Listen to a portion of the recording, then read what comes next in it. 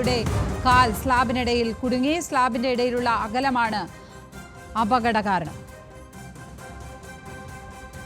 കൂടുതൽ വിവരങ്ങളുമായി കൊച്ചിയിൽ നിന്ന് സഹിൻ ആന്റണി ചേരുന്നു. സഹിൻ, കൊച്ചിയിൽ ഏത് ഭാഗത്താണ് ഈ അപകടം ഉണ്ടായത്?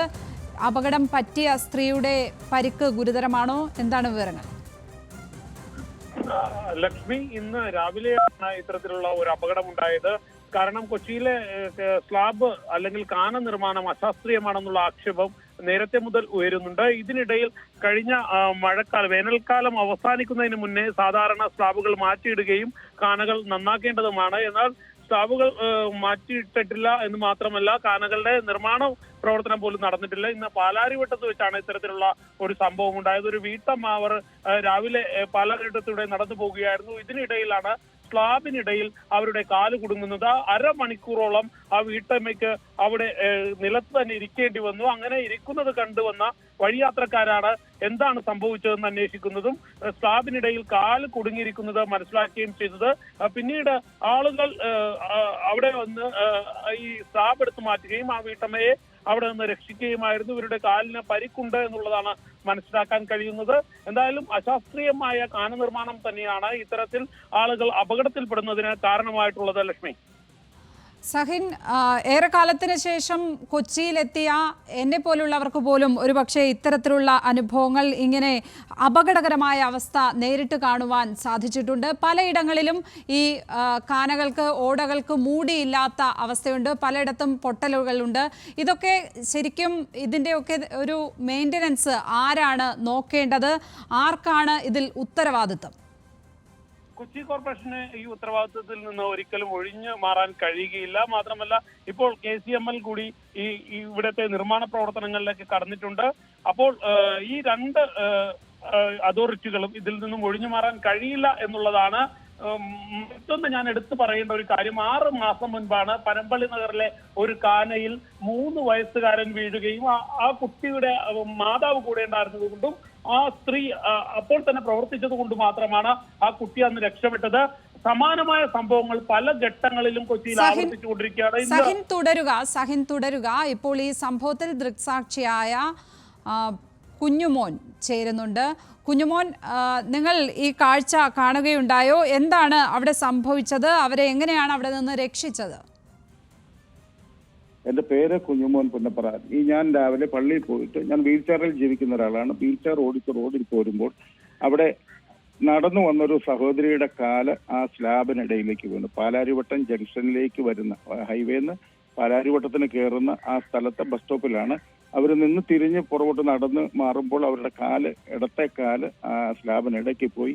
അവർക്ക് കാല് വലിച്ചെടുക്കാൻ മേലാതെ അവരവിടെ വിഷമിച്ചിരുന്നു. കണ്ടവരെല്ലാം കൂടെ ഓടി വന്നു.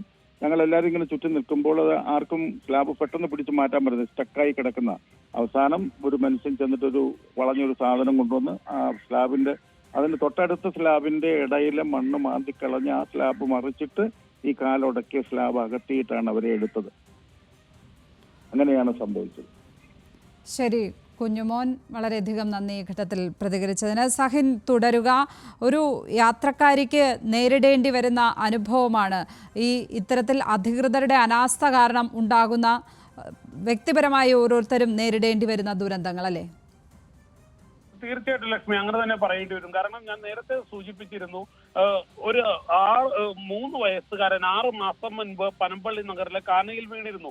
ഇതിനിടയിലും സാധാരണ ലക്ഷ്മി സൂചിപ്പിച്ചതുപോലെ പുതുതായി കൊച്ചി നഗരത്തിലെത്തുന്ന പല ആളുകളും ഇത്തരത്തിൽ കാനയിൽ ഒളിഞ്ഞിരിക്കുന്ന ഈ അപകടം മനസ്സിലാകാതെ പല ഘട്ടങ്ങളിലും സ്ലാബുകൾക്കിടയിൽ കാല് കുടുങ്ങുകയും വലിയ രീതിയിലുള്ള അപകടങ്ങൾ ഉണ്ടാകുകയും ചെയ്യുന്നുണ്ട്. ഇന്ന് രാവിലെയാണ് ഈ വീട്ടമ്മയ്ക്ക് ഇത്തരത്തിൽ അപകടം ഉണ്ടായത്. നേരത്തെ കുഞ്ഞുമോൻ പറഞ്ഞതുപോലെ ഇവർ അവിടെ എന്ത് ചെയ്യണമെന്ന് പൊതുജനത്തിന് ആദ്യം മനസ്സിലാകില്ല. കാരണം ഇത്തരത്തിലുള്ള ഒരു അപകടം ഞാനോ ലക്ഷ്മിയോ അടക്കമുള്ള ആളുകൾ മുന്നിൽ കാണുന്നില്ല എന്നുള്ളത് തന്നെയാണ്. മറ്റൊന്ന്, ഈ കാനയിലേക്ക് കാല് പോകുകയും സാധാരണ വലിയ അപകടങ്ങൾക്ക് ഇത് കാരണമാകുകയും ചെയ്യുന്നുണ്ട്.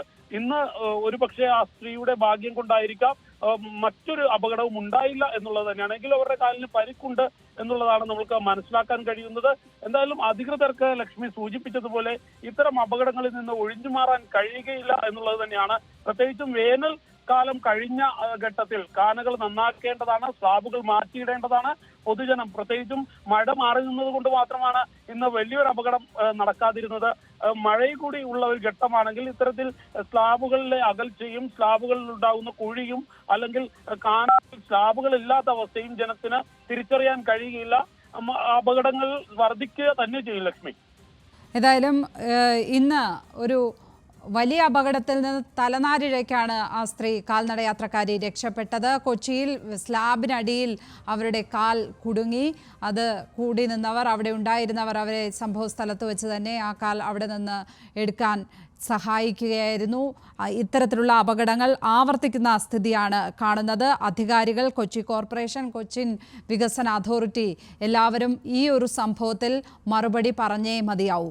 സഹിൻ ആന്റണിയാണ് വിശദാംശങ്ങൾ പങ്കുവച്ചത്.